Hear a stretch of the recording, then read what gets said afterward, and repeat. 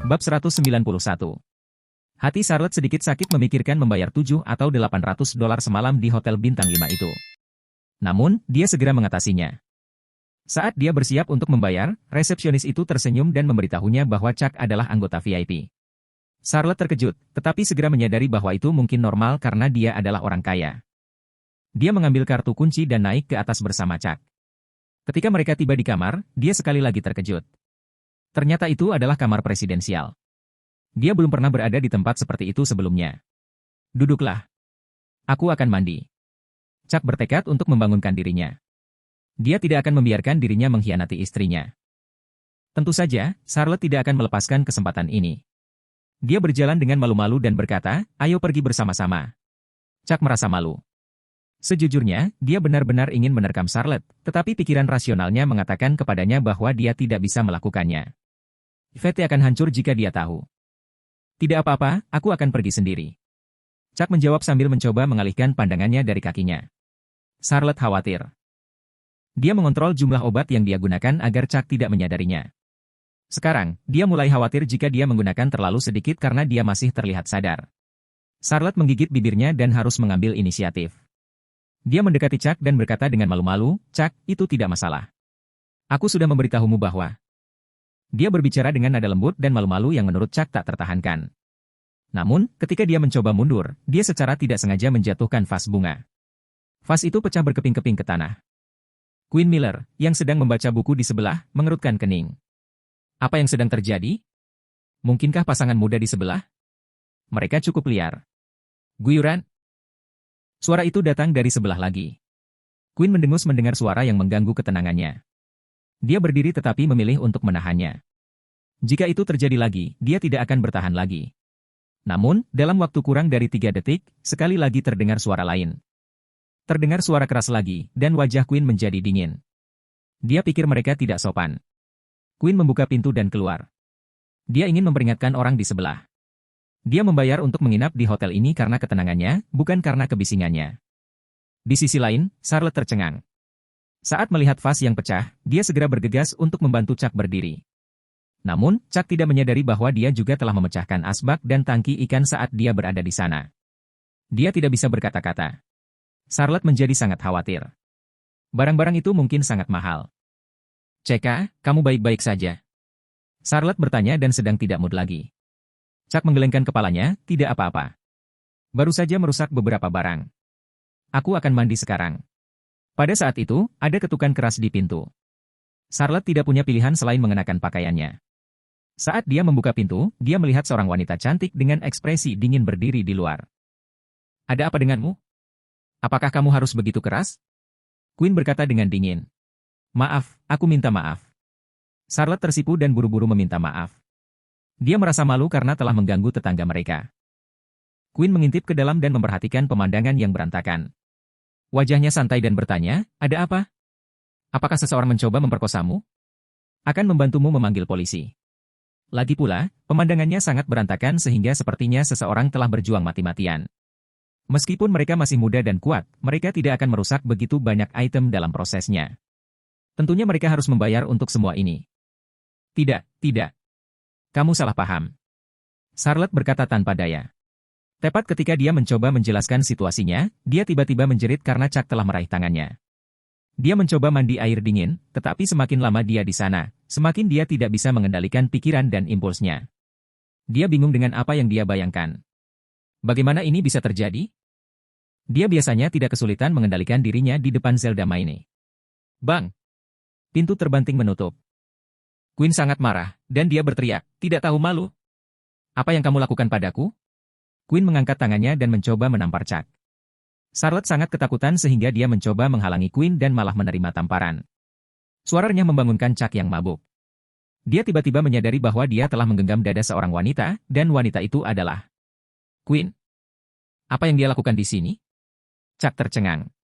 Dia tahu apa yang dia lakukan tidak dapat dibenarkan meskipun berada di bawah pengaruh obat-obatan.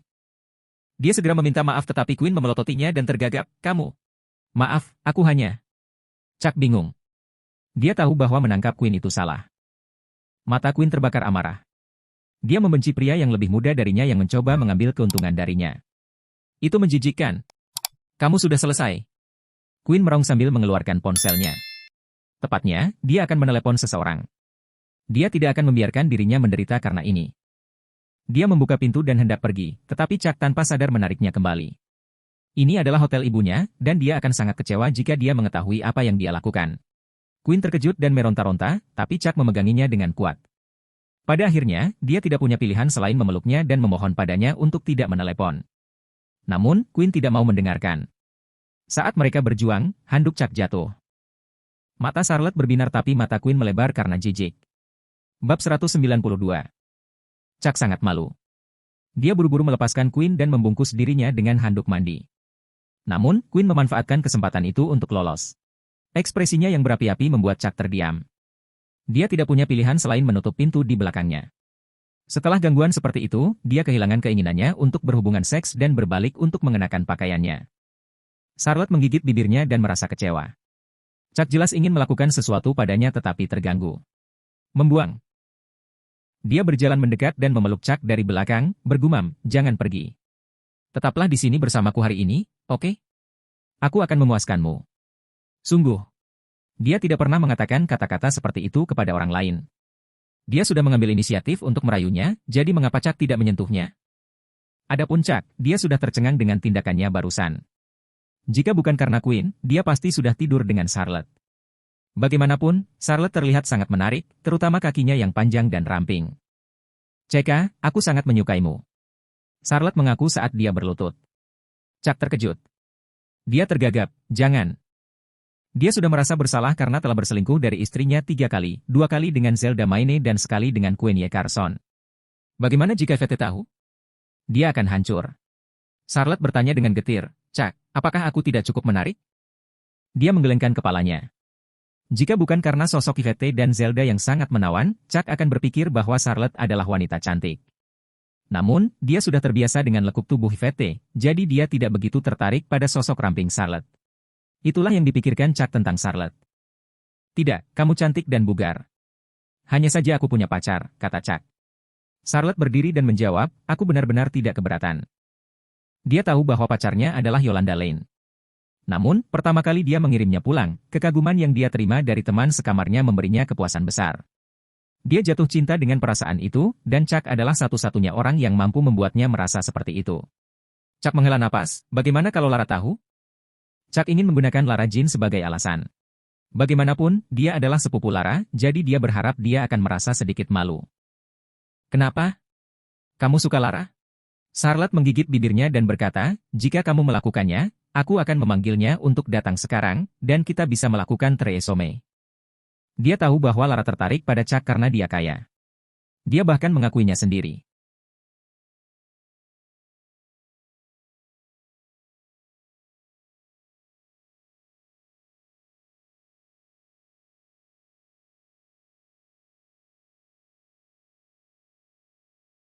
Charlotte juga memperhatikan bahwa Lara murung selama beberapa hari terakhir.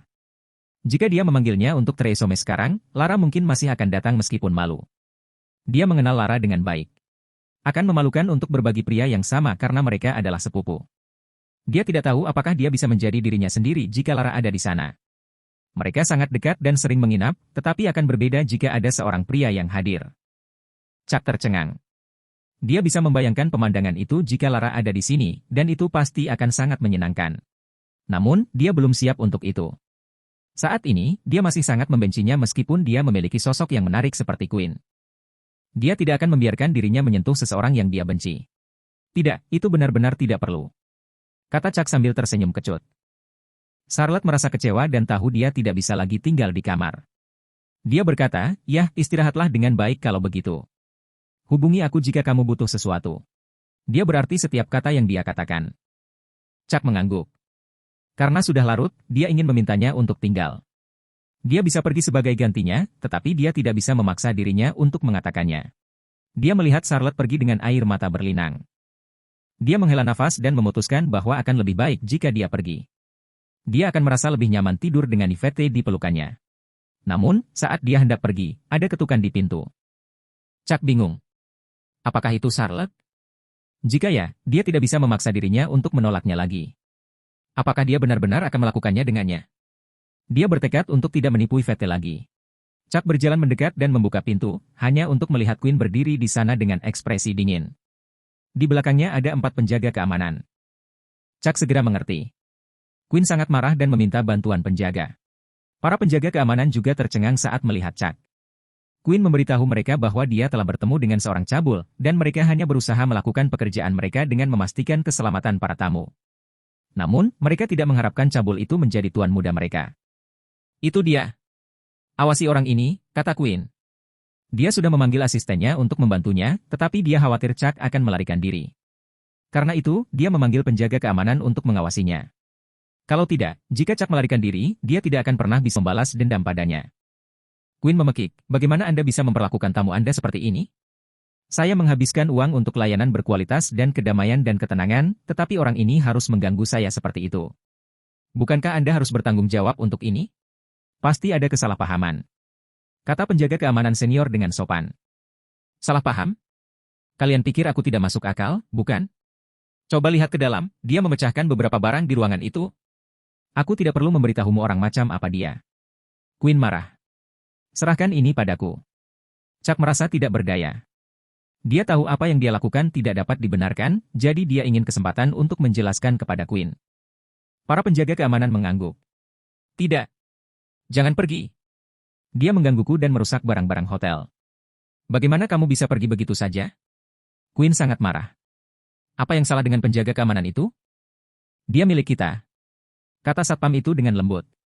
Kamu apa? Anggota VIP kamu? Quinn sangat marah. Wajar jika Chuck adalah VIP karena dia pemilik alun-alun, tetapi menjadi VIP tidak berarti mereka bisa mengabaikan apa yang telah terjadi. Dia harus mengawasi Chuck sehingga dia bisa menyuruh anak buahnya memukulinya nanti. Tidak, dia bukan anggota VIP kita, tapi tuan kita. Kata satpam itu dengan hormat. Menguasai. Quinn membeku, tuan apa? Apa maksudmu? Dia kehilangan kata-kata. Penjaga keamanan mengungkapkan dengan ragu-ragu, ini adalah putra bos kita. Quinn kaget, apa? Ini hotel bintang 5. Dia anak bosmu. Bagaimana ini mungkin? Dia tinggal di hotel orang cabul yang mengintip di balik gaunnya. Dia merasa terkejut sekaligus jijik bahwa dia telah menghabiskan malam di kamar itu. Penjaga keamanan hanya bisa mencoba meredakan ketegangan dan berkata, itu pasti salah paham. Quinn mendengus, salah paham? Jadi bagaimana kalau ini hotelnya? Bukan berarti dia bisa melecehkanku. Biar ku jelaskan. Chuck menghela napas. Dia tidak tahu mengapa dia bertindak begitu impulsif sekarang, tetapi perasaan bahwa Quinn meninggalkannya masih melekat di benaknya. Diam. Quinn menatap Chuck. Dia benar-benar marah dan tidak percaya. Chuck memiliki alun-alun, membeli gedung, dan sekarang hotel ini juga miliknya. Itu berarti kekayaan bersih Chuck mungkin mirip dengan miliknya. Karena dia pemilik hotel bintang 5, dia mungkin kaya. Chuck berkata, itu salahku. Apa yang kamu ingin aku lakukan? Dia menggosok pelipisnya dengan kesal. Apa yang saya inginkan? Quinn merasa jijik, minta orang tuamu untuk meminta maaf padaku, maka aku akan memaafkanmu. Penghinaan itu terlalu berlebihan. Quinn bersumpah untuk membalas dendam. Ketika orang tuanya tiba, dia akan memastikan untuk memaksa Chuck berlutut dan meminta maaf padanya. Chuck menggelengkan kepalanya dan menolak, tidak. Ada yang lain. Ibunya akan membunuhnya jika dia tahu. Tidak. Ekspresi Quinn berubah dingin, itu bukan terserah kamu. Jika orang tuamu tidak ada di sini, aku tidak akan melepaskanmu. Aku bersumpah. Dia sudah meminta bantuan. Tidak ada yang perlu ditakutkan karena dia tidak salah. Chuck tidak punya pilihan selain meminta penjaga keamanan untuk pergi saat dia mencoba menyelesaikan masalah dengan Quinn. Tepat ketika dia meminta mereka untuk pergi, ibunya membuka pintu dan masuk. Bab 193. Siapa kamu? Ekspresi Quinn sangat marah. Dia menatap Karen Lee dengan hati-hati. Temperamen bangsawan Karen adalah sesuatu yang belum pernah dia rasakan pada wanita lain sebelumnya. Para penjaga keamanan segera menundukkan kepala mereka dengan hormat. Quinn menangkap dan berkata, apakah Anda pemilik tempat ini? Anda ibunya? Ya. Karin mengangguk. Quinn menatap Chuck lagi. Untuk sesaat, dia bingung. Sang ibu begitu anggun sedangkan putranya begitu menjijikkan. Apakah dia anak kandungnya? Karena mereka agak mirip satu sama lain, mereka pasti terkait secara biologis. Namun, bagaimana mungkin wanita yang begitu anggun melahirkan putra seperti itu? Para penjaga keamanan segera keluar dan menutup pintu di belakang mereka. Quinn mengerutkan kening dan bertanya, apa yang kamu coba lakukan? Jangan salah paham. Aku tidak akan melakukan apa-apa. Aku di sini karena anakku menyuruhku datang. Karin menjawab. Chuck merasa canggung. Bagaimana ibunya mengetahuinya? Itu berarti dia pasti tahu bahwa dia ada di sini bersama wanita lain. Ibunya pasti akan kecewa. Dia merasa gugup dan dia tidak berani menatap ibunya. Putramu baru saja melecehkanku. Aku ingin dia berlutut dan meminta maaf padaku. Quinn berkata dengan tenang. Dia awalnya sedikit terkejut, tetapi dengan cepat mendapatkan kembali ketenangannya. Dia tidak peduli ibu Chuck ada di sini. Dia bersikap masuk akal karena dia benar-benar melecehkannya dengan meraih dadanya. Tidak, dia tidak akan berlutut kepada siapapun. Karin menggelengkan kepalanya. Saya baru saja melihat rekaman CCTV. Dari kelihatannya, dia salah. Karena itu, saya akan meminta maaf kepada Anda atas namanya, tetapi tidak mungkin dia akan berlutut kepada Anda. Chuck merasa bersalah. Dia tahu bahwa ibunya sangat kaya. Dia tidak pernah harus meminta maaf kepada siapapun sebelumnya. Kamu minta maaf? Mengapa aku membutuhkan permintaan maafmu? Aku ingin dia berlutut di hadapanku. Quinn menatap Chuck. Karen menggelengkan kepalanya, sudah kubilang, dia tidak akan berlutut kepada siapapun selama aku di sini. Kamu bisa menyebutkan permintaan lain. Permintaan lain? Apakah Anda ingin memberi saya kompensasi dengan uang? Apakah saya terlihat membutuhkan uang? Quinn menjawab dengan dingin. Ya, kamu mungkin tidak membutuhkan uang, tetapi itu menyelesaikan banyak masalah. Apakah Anda benar-benar berpikir saya akan menerima kompensasi tunai Anda? Quinn menyipitkan matanya ke arah Karen. Orang-orang yang dia panggil akan segera tiba. Dia bertekad untuk membuat Chuck berlutut di depannya hari ini. Terserah Anda. Saya pikir selalu ada ruang untuk negosiasi untuk apapun. Wajah Karen tenang. Quinn bersikeras, sayang sekali, aku ingin dia berlutut di depanku. Karen meliriknya dan mengangkat alis, tidak ada ruang untuk negosiasi? Tidak. Quinn menatap Chuck. Dia bertekad untuk membiarkan Chuck berlutut di depannya. Dia tidak akan menerima kenyataan bahwa seorang anak laki-laki 10 tahun lebih muda darinya telah meraih dadanya. Dia merasa jijik. Baik. Karen tanpa daya berjalan menuju Quinn. Kemudian, dia berkata, jika tidak ada cara lain, kamu. Sebelum dia bisa menyelesaikan kalimatnya, pintu ditendang terbuka, dan lebih dari selusin pria bergegas masuk. Tatapan berapi-api mereka mengejutkan Karen. Chuck mengerutkan kening. Quinn benar-benar memanggil begitu banyak orang? Apakah dia mencoba menghancurkan tempat ini? Bagaimana dengan sekarang? Wajah Quinn menjadi tanpa ekspresi dan mengejek, suruh dia berlutut, dan kita bisa menyebutnya sehari.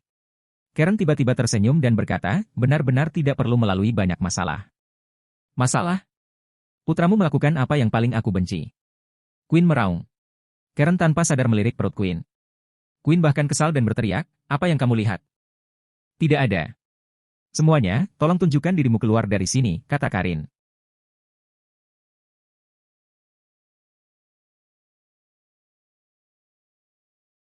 Tidak berencana untuk pergi. Baiklah. Begitu Karen menyelesaikan kalimatnya, seseorang berteriak. Kemudian, seorang wanita muncul dan meraih leher pria itu. Dia membuangnya satu persatu seolah-olah itu boneka kain. Itu Betty Bernard, dan orang-orang itu bukan tandingannya. Karena Betty telah mengalahkan mereka dengan begitu mudah, para pria tidak berani tinggal di kamar lebih lama lagi. Mereka buru-buru melarikan diri dari tempat itu. Quinn terkejut bahwa orang-orang yang disewanya dikalahkan begitu cepat. Ekspresinya benar-benar gelap dan dia berkata, kamu cukup kuat. Siapa namamu? Tidak masalah siapa saya. Saya di sini hanya untuk menemukan solusi untuk masalah ini. Ya, aku akui bahwa kamu adalah kekuatan yang harus diperhitungkan. Sayangnya, tidak ada cara lain untuk menyelesaikan ini. Dia harus berlutut di depanku. Quinn berkata tegas sambil berjalan pergi. Namun, Betty terus menatapnya. Minggir, teriak Quinn. Betty tidak bergerak tetapi hanya terus memelototinya. Karen berkata, kamu pikir aku tidak tahu bahwa kamu mengirim seseorang untuk memukuli Chucky? Chuck terkejut bahwa ibunya mengetahuinya. Ya, aku meminta seseorang untuk memukulinya. Itu karena dia mengatakan bahwa aku. Quinn mencoba menjelaskan tetapi terputus. Kamu tidak perlu menjelaskan kepadaku. Aku akan memberimu pilihan sekarang. Anggap saja berhenti hari ini karena kamu juga mencoba mengalahkan Chucky. Karen tidak terpengaruh. Dan jika aku tidak? Quinn membalas. Karen menjawab, itu akan mudah, kalau begitu. Kamu bisanya sekarang. Apakah kamu mengancamku? Apa yang ingin kamu lakukan? Apakah kamu akan menyuruh seseorang untuk memukulku? Suara Quinn sedingin es. Dia memiliki kekayaan bersih $10 miliar juga, dan dia tidak takut pada siapapun. Aku tidak akan melakukan itu. Omong-omong, namaku Karen Lee. Quinn melirik Karen, membuka pintu dan keluar. Itu tenang di dalam ruangan. Chuck merasa malu. Ibu, aku. Dia memandang putranya dan memerintahkan Betty untuk pergi dan menyiapkan makanan. Lalu, Chuck berkata dengan gugup, Bu, apa ibu kecewa? Sedikit. Karin mengangguk. Chuck menundukkan kepalanya. Ibunya benar-benar kecewa. Bu, aku tidak akan melakukannya lagi, kata Chuck. Dia merasa tidak nyaman karena ibunya mengetahui apa yang dia lakukan. Karen berkata, kata-kata itu murah, tapi jangan bicarakan itu lagi. Karirmu berjalan dengan baik, dan aku memutuskan untuk membuka rumah sakit dengan gedung yang kamu beli kemarin. Chuck terkejut. Rumah sakit tidak mudah dioperasikan, dan tidak semua orang bisa membukanya dengan mudah. Dia menggelengkan kepalanya, ibunya sendiri cukup luar biasa. Sementara itu, Quinn keluar dari Hotel Luna, naik ke mobilnya, dan menampar wajah asistennya. Apakah mereka tidak berguna? Mengapa mereka begitu mudah dikalahkan oleh seorang wanita? Kemudian, Quinn memejamkan matanya dan merasa tidak nyaman. Setiap kali dia melihat ke bawah, dia akan ingat di mana Chuck menangkapnya. Dia bertekad untuk memberinya pelajaran. Dia kemudian membuat panggilan telepon untuk mempelajari lebih lanjut tentang Karen Lee. Namun, teman-temannya hampir tidak tahu apa-apa tentang Karen, selain fakta bahwa wanita ini telah membeli properti secara gila-gilaan baru-baru ini. Dia telah membeli hotel, bioskop, restoran, bar. Setelah mendengar informasi itu, Quinn tercengang. Temannya mengatakan bahwa Karen adalah seorang wanita yang berubah-ubah, dan dia memiliki kekayaan bersih 10 miliar dolar. Apakah itu berarti orang yang mengintip di balik gaunnya sebenarnya adalah anak dari keluarga kaya? Asisten yang mengemudi tampak bingung dan berpikir, ada apa dengan bos saya? Chuck sedang mengobrol dengan ibunya ketika teleponnya berdering. Dia menjawab telepon dengan ragu. Itu adalah Yvette Jordan. Dia terdengar cemas dan bertanya di mana Chuck. Namun, karena dia tidak bisa mengatakan bahwa dia berada di hotel, dia hanya mengatakan padanya bahwa dia sedang sibuk. Yvette menarik napas lega. Dia khawatir sakit. Dia telah menelepon Chuck untuk beberapa waktu, tetapi karena dia tidak menjawab panggilan, dia berasumsi bahwa sesuatu telah terjadi padanya. Dia akhirnya lega mendengar suara suaminya. Sayang, bisakah kamu pulang lebih awal? Ucap Yvette pelan. Dia terlalu mengkhawatirkan Chuck. Jika sesuatu terjadi padanya, dia tidak akan punya siapa-siapa lagi. Baik. Setelah menutup telepon, Karen terdiam. Dia belum belajar banyak tentang Yvette, jadi dia harus waspada. Sebenarnya, dia pikir Yvette tampak seperti orang yang baik, tetapi dia masih curiga. Bagaimana jika dia adalah putri musuh mereka? Secara keseluruhan, dia masih harus berhati-hati. Setelah ragu-ragu sejenak, Karen berkata, Chucky, apa pendapatmu tentang Willa Logan? Kamu pernah bertemu dengannya di Central City. Chuck mengatakan bahwa dia tampak baik. Bibi Logan sangat lembut dan mobilnya berbau harum. Tentu saja, dia tidak bisa memberitahu ibunya bagian terakhir. Akan canggung jika ibunya mendengar itu. Karen menatap Chuck lagi dan sebuah ide tiba-tiba muncul di kepalanya. Namun, dia tidak tahu apakah Chuck akan menerimanya atau tidak. Dibandingkan dengan orang asing seperti Yvette, Willa lebih bisa diandalkan. Bab 194. Faktanya, Karen selalu berpikir berbeda tentang Willa. Dia senang membantu orang, dan itulah sebabnya dia membantu Willa mendirikan perusahaannya sendiri. Selain itu, dia juga ingin mempelai prianya menjadi menantunya. Dia selalu ingin Willa memanggilnya Bibi, tapi sepertinya Willa belum mengerti maksudnya. Karena dia memiliki kecurigaan tentang identitas Yvette, dia ingin menyatukan Chuck dan Willa. Dia mengenal Willa dengan cukup baik, dan Willa juga lembut dan cantik. Oleh karena itu, menurutnya Willa lebih cocok untuk putranya. Tentu saja, Karen tidak akan pernah memaksa Chuck melakukan sesuatu yang bertentangan dengan keinginannya, juga tidak akan memaksanya meninggalkan Yvette. Dia harus membuat keputusan itu sendiri. Sepertinya Chuck cukup populer di kalangan gadis-gadis. Karen ingin memikirkan cara agar Willa dan Chuck bisa berkomunikasi lebih banyak, agar Willa perlahan-lahan jatuh cinta padanya. Namun, popularitas putranya luar biasa. Dia tidak tahu apakah harus tersenyum atau marah tentang harem wanitanya. Sebagai seorang ibu, Karen ingin Chuck memiliki nilai-nilai yang benar. Dia ingin dia berada dalam hubungan monogami yang akan bertahan sampai usia tuanya. Itu akan baik untuk Chuck di masa depan. Karen tidak ingin putranya menjadi tidak bermoral seperti pria tidak bermoral di zaman kuno. Namun, dia benar-benar beruntung dengan wanita. Karen kehabisan ide. Dia tidak bisa memerintahkan putranya untuk tidak berbicara dengan wanita lain, kan? Itu tidak akan berhasil. Bagus bahwa putranya sangat menyenangkan, tetapi dia harus memikirkan cara untuk membawanya kembali ke jalurnya. Dia menghela nafas dalam diam. Melihat ibunya tidak berbicara, Chuck mau tidak mau bertanya, Bu, ada apa? Tidak. Karin menggelengkan kepalanya. Kau harus menghubungi Willa. Dia sangat lembut dan baik. Chuck bingung. Apa maksud ibunya? Dia tidak terlalu memikirkannya. Ngomong-ngomong, dia pikir mungkin ide yang bagus untuk menghubungi Bibi Logan karena mobilnya juga wangi. Selain itu, kelembutan Willa jarang didapat dan dia juga memiliki senyum yang manis. Chuck mengangguk dan setuju.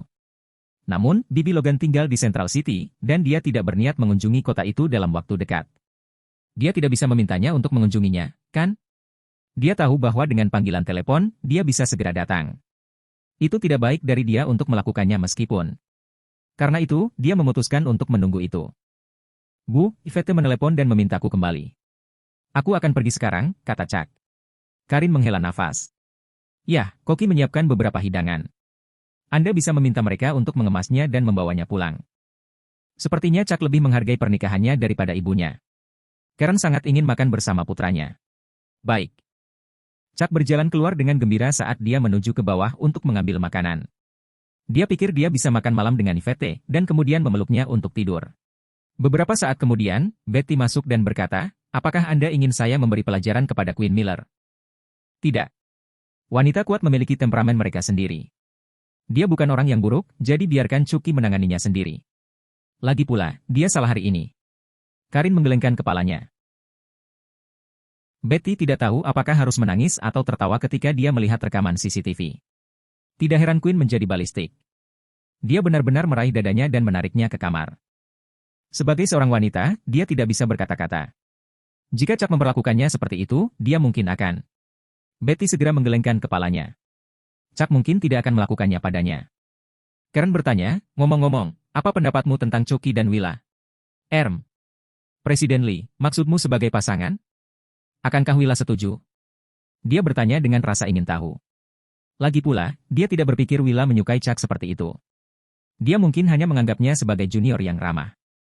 Willa selalu lajang.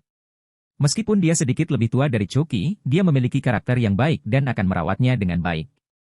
Saya cukup puas dengan itu.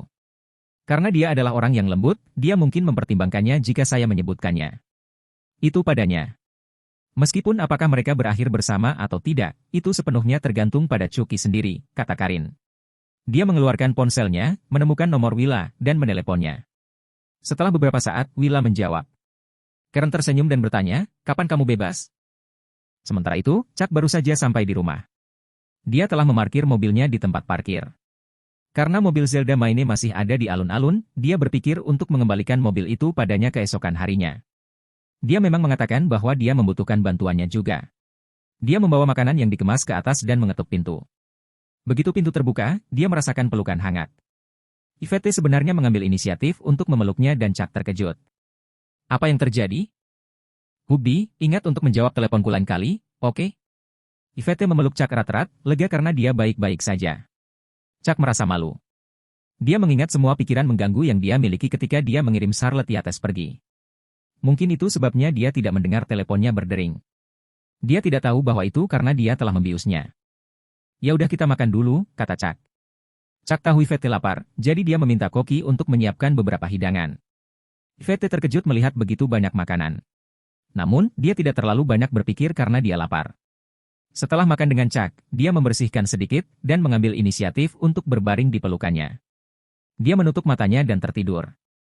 Dia merasa sangat lelah, tetapi selama dia berada di pelukan Chuck, dia merasa sangat aman. Meskipun insiden dengan Queen telah mengguncang Chuck dari apapun yang dia rasakan ketika dia dibius oleh Charlotte, dia masih tidak bisa menahan diri dari pikiran itu. Dia telah berolahraga, dan sudah menantikan untuk memamerkan tubuhnya kepada Yvette.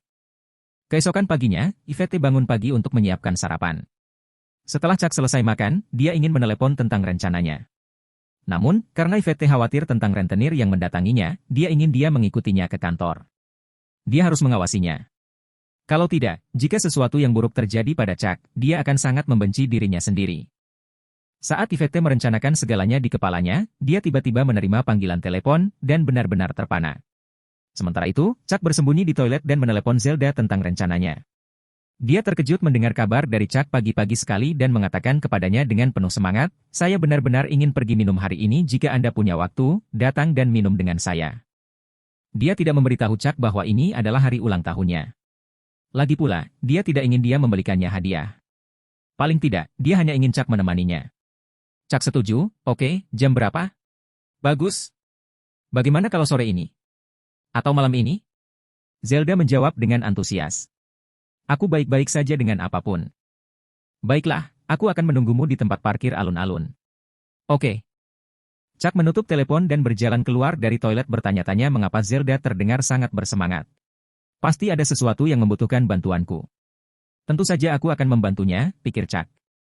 Suamiku, apakah kamu bebas hari ini? VT bertanya dengan penuh semangat. Dia baru saja menerima telepon dari teman sekelasnya tentang reuni kelas. Dia awalnya tidak ingin pergi karena dia sibuk dan masalah riba telah membuatnya stres. Namun, dia ingat bahwa salah satu suami teman sekelasnya adalah seorang pengacara dan dia bisa menggunakan nasihatnya sekarang. Kalau tidak, dia harus membayar $7 juta, serta khawatir tentang keselamatan Chuck. Jika sesuatu terjadi padanya, dia akan benar-benar hancur. Chuck terkejut. Dia baru saja berjanji pada Zelda. Dia hanya bisa bertanya padanya, sayang, apa yang bisa saya lakukan untuk Anda? Aku ada reuni kelas hari ini dan aku ingin kau ikut denganku. Mulai siang sampai malam. Kata Ivete dengan penuh semangat. Dia selalu pergi ke reuni sendirian, dan itu akan menjadi pertama kalinya membawa seseorang. Chuck menatap Ivete. Matanya penuh antisipasi, dan Chuck tidak tahan untuk menolaknya. Setelah hening sejenak, dia mengangguk sambil tersenyum, oke. Terima kasih, suamiku. Ivete menghela nafas lega. Sekarang dia punya suami, dia tidak akan diganggu oleh anak laki-laki lagi. Tepat ketika Ivete masuk ke kamar untuk berganti pakaian, Chuck memasuki toilet sekali lagi. Dia menelepon Zelda dan berkata, Kakak Zelda, maafkan aku benar-benar memiliki sesuatu yang terjadi hari ini. Bab 195. Di rumahnya, Zelda sedang merenung sendiri di kamarnya. Dia merasa sangat gugup dan memiliki kupu-kupu di perutnya. Pikiran untuk menghabiskan hari ulang tahunnya bersama Chuck membuatnya merasa seperti mereka akan berkencan. Apa yang harus aku pakai? Skinny jeans? Ya, seharusnya begitu. Tapi Chuck sepertinya senang melihat kakiku. Mungkin aku harus memakai celana pendek? Celana pendek itu? Dia akhirnya mengambil keputusan. Lalu, atasan apa yang harus saya pakai? T-shirt putih. Zelda bergumam pada dirinya sendiri dan mencoba beberapa pakaian sebelum memutuskan tampilan terakhir. Dia melihat dirinya di cermin. Dia memiliki kaki yang panjang, ramping, dan adil, dan kaosnya pas sehingga memperlihatkan perutnya. Dia tersenyum malu-malu, berpikir bahwa Chuck akan menyukai penampilannya. Dia berbaring di tempat tidur dan mencoba menenangkan diri. Dia berpikir bahwa yang terbaik adalah pergi ke alun-alun di sore hari agar dia tidak mengganggu Chuck saat dia bekerja. Zelda tidak berencana melakukan sesuatu yang keterlaluan. Dia tahu bahwa Chuck mencintai Vete, jadi dia juga tidak ingin menggodanya. Dia hanya ingin makan bersamanya, bersantai di bar, dan pulang secara terpisah setelahnya. Itulah yang ada dalam pikirannya. Namun, jika Chuck meminta sesuatu, dia juga tidak akan menolaknya. Baik itu di dalam mobil, di jalan atau di rumah, dia akan setuju untuk apapun yang dia inginkan, tetapi hanya jika dia membuat langkah pertama. Lagi pula, itu adalah hari ulang tahunnya. Dia akan memperlakukannya sebagai hadiah darinya. Ketika Zelda mencoba untuk tenang, teleponnya berdering. Dia melihat nama Chuck di ID penelepon dan merasa bersemangat. Mungkinkah dia menyadari bahwa hari ini adalah hari ulang tahunnya? Mungkin dia menelepon untuk mengucapkan selamat ulang tahun.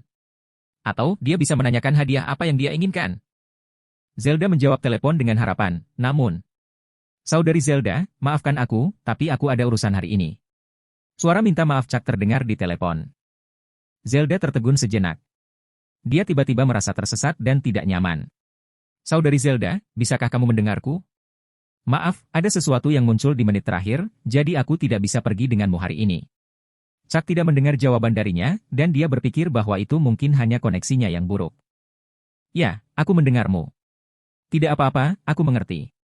Zelda berkata dengan getir. Dia tidak hanya kecewa. Jika itu ada hubungannya dengan alun-alun, dia akan mengerti. Dia bahkan akan pergi ke alun-alun untuk membantunya memecahkan masalah. Namun, dia akan merasa sangat kecewa jika itu karena Ivete. Oke, ngomong-ngomong, Sister Zelda, mengapa kamu memintaku keluar hari ini? Tidak ada. Silakan karena kamu sibuk. Oke, karena aku tidak bebas hari ini, bagaimana dengan besok? Besok?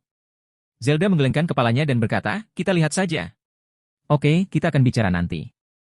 Sampai jumpa. Oke. Zelda sangat kecewa saat dia menutup telepon. Hari ini dia ulang tahun. Tanpa perusahaan Chuck, bagaimana dia bisa bertahan hari ini?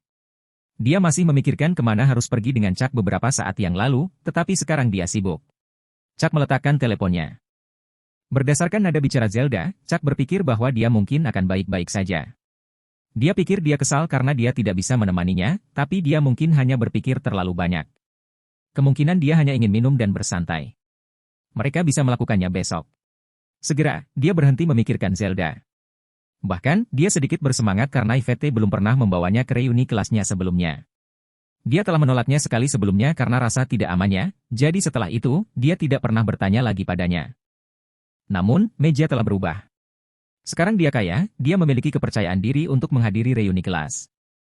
Segera, Yvette selesai berganti pakaian dan berjalan keluar dari kamar tidur. Dia berpakaian santai tanpa sengaja berdandan karena dia tidak ingin pamer. Bagaimanapun, mengingat penampilan dan sosok Yvette, sedikit berdandan akan membuatnya menjadi pusat perhatian. Chuck berjalan mendekat. Dia berencana untuk berpakaian santai juga, karena dia hanya menemani istrinya untuk makan. "Sayang, kenapa kamu tidak memakai skinny jeans?" tanya Chuck. "Hah? Oh, maukah kau melihatku memakai itu? Aku akan pergi dan berganti pakaian," kata Yvette malu-malu. Dia telah memperhatikan Chuck mengintip pantatnya beberapa kali sebelumnya ketika dia mengenakan skinny jeans, jadi dia pikir Chuck senang melihatnya dalam pakaian itu. Karena itu, "Tidak, pakai saja untukku di rumah," kata Chuck. "Oke." Wajah Yvette memerah. Adalah hak suaminya untuk melihatnya dalam pakaian apapun yang dia suka.